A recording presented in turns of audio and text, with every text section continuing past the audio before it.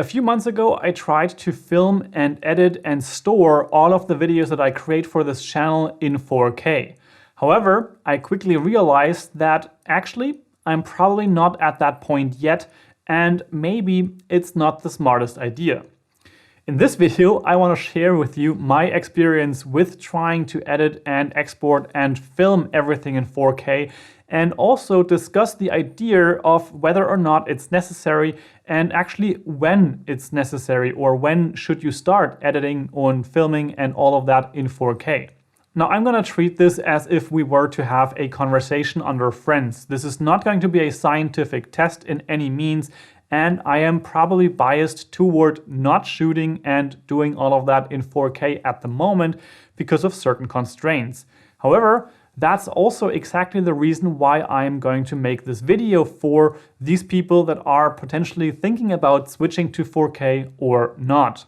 Now, to start this conversation off, I personally think that 4K at this point is not necessary. It is still a nice to have, especially if you are a content creator who is starting out. And my reasoning is this: if you are a starting out content creator, it is oftentimes more important that you can work with what you have instead of actually going for those bigger things.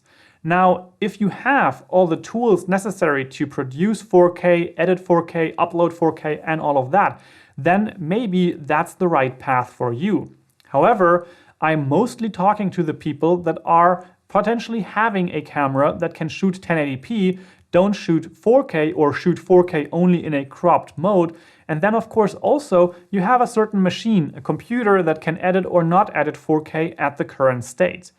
In many ways, as someone who is not yet able to finance all of the new gear and all of the tech that you need to make all of that possible, maybe it's the best idea to step back a little bit, stop with the constant trying to get the best and the best and the best, and simply create with what you have.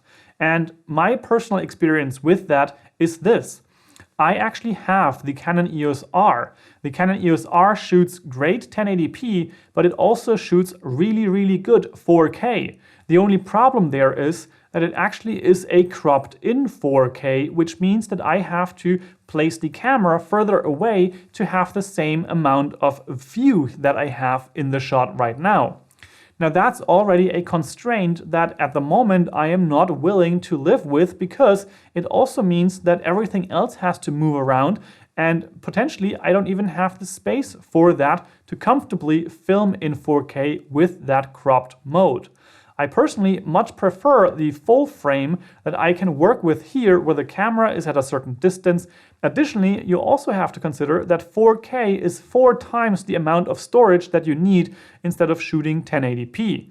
That, of course, can be taken care of by bigger hard drives, but bigger hard drives cost more money, and starting out content creator, I at the moment don't have that kind of money. And if you want to learn more about how much I actually earned from YouTube as a starting out content creator here on the platform, then I have a video linked in the description below where I'm actually sharing my earnings from my first year of being monetized on YouTube. And spoiler alert, it is not life-changing money. It's not money which can buy all the gear in the world.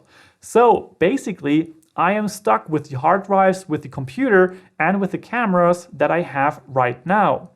Now, what I have is, again, the Canon EOS R. I am shooting on the Atomos Ninja V, which already shoots onto SSDs, which is helpful, but again, bigger SSDs, more money spent. Right now, I'm using a 500GB SSD in the Atomos Ninja V, and in 1080p, on that 500GB hard drive, I can store about 11 hours worth of footage, and in 4K, that's going down to about 4 hours worth of footage.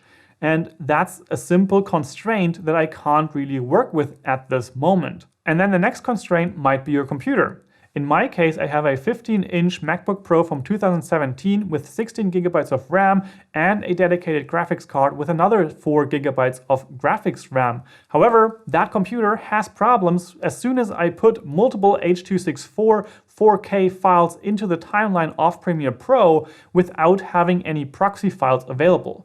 Now, if I work with ProRes files, for example from the Atomos Ninja V, my computer actually can work with 4K pretty easily. That's a codec that the Canon EOS R and most mirrorless cameras don't shoot inside, and I can only shoot that because I have the Atomos Ninja V. Now, as soon as I shoot 4K on multiple devices, like for example also with the iPhone or my secondary Canon EOS R with the internal SD card, then I have multiple of those tracks in the timeline. If those are 4K, my computer really struggles. It's no fun to edit that footage. Now, of course, maybe I could change that with changing to DaVinci Resolve. That seems to have really good performance in certain areas where Premiere doesn't. But overall, I am not willing to change my program. I'm also not willing at the moment to transcode everything to ProRes, even though I am trying to do that more and more nowadays to have a smoother editing experience, because I noticed how much of a difference that actually can make filming on the Atomos Ninja V and being able to just edit that ProRes file. However, again, you have storage needs for 4K, you have compute power needs, and the render also takes more time when you are working with 4K because, of course, it's more work for the CPU to then do all of the rendering for you.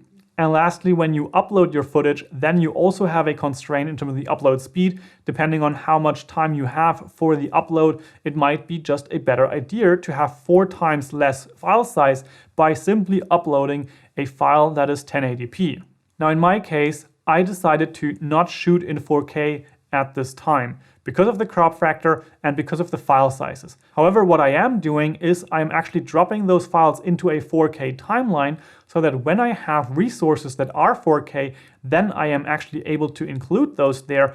And it also gives me the possibility of exporting to 4K in a higher bitrate than if I were to upload in 1080p. This is specifically interesting for platforms like YouTube because my camera here has actually 100 Mbit per second for footage in 1080p. However, if you upload to YouTube in 1080p, then you only have space for, I think, 8 or so megabit per second. And then if you upscale the footage in 4K, you actually get more megabit per second from YouTube to half as your bitrate. And so that helps in terms of providing a bit of a higher quality for those that are watching on a 4K screen, despite not having the video available in 4K as it is. Now, I would love to upgrade my workflow and all of the equipment to 4K. Shooting with a camera that can film 4K in full frame like the Canon EOS R5 or the Sony cameras, shooting on a Atomos Ninja V for ProRes recording all the time and on multiple devices would be great, and potentially having a Mac Mini M1, that would be great because apparently that's really good for video editing. But again, all of that comes with strings attached, all of that comes with costs attached that are not really a concern that you would want to have as someone who is currently trying to live off of the craft that you are creating or starting to create content with what you already have. I think it is way more important to start out creating, make your videos as easy as possible for yourself.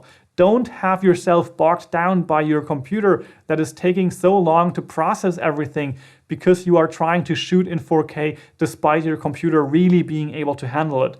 The joy of editing goes down the tubes, in my opinion, if you are going to be clocked down on all of those things. If you have to delete footage because you shot something new and you have to already delete something on your hard drive and you have to move it away or stuff like that.